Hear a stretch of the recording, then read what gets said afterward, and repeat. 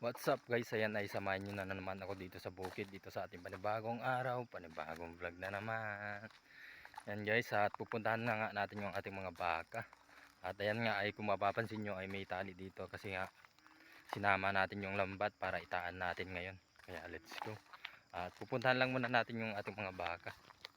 Ayan nga mga lods, at may tubig pala dito sa baba. Ayan. Kaya kailangan natin ilipat mamaya yung baka natin. Yan nga ay pumasok pala dito sa loob mga lods tong baha. Yan. Papunta dun sa ating baka to.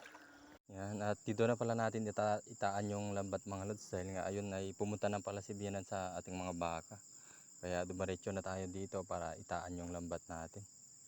Yan na nga mga lods. At dito yung lambat na itataan natin. Yan, dyan na natin itaan.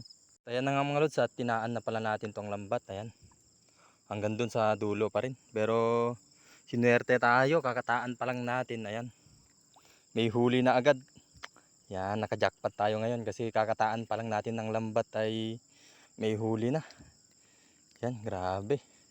Sigurado may huli pa mamaya yan mga lods. Nakakatuwa naman mga lods kasi nga kakataan pa lang natin. Grabe, may blessings na agad. Yan, may blessings na agad. Thank you Lord sa blessings na naman to. Yan. Grabe mga lods, at pangalawang lusong nga natin ay may nakuha na naman tayo. Yan, grabe. Thank you Lord. May blessings na naman. Yan, ito pala yung sa una kanina mga lods nung kakataan natin. Yan. Yan, ito. Yan, nakapagdaan. Thank you Lord sa blessings na naman to. Yan. Uwi muna tayo kasi may trabaho tayo kaya kailangan natin yun. Kaya uwi muna tayo mga lods. At papakita ko lang sa inyo mamaya yung ating mga baka para syempre alam nyo na nandito tayo sa bukid. Iiwanan muna natin yung lambat natin dito. Kaya let's go. Uwi muna tayo mga lods. Yan, dinaanan nga muna natin to saglit yung kalabasa natin mga lods para kunin yung bulaklak nila. Yan, sayang lang din kasi medyo marami yung bulaklak niya ngayon. Kaya kukunin muna natin para may pakinabang tayo mga lods.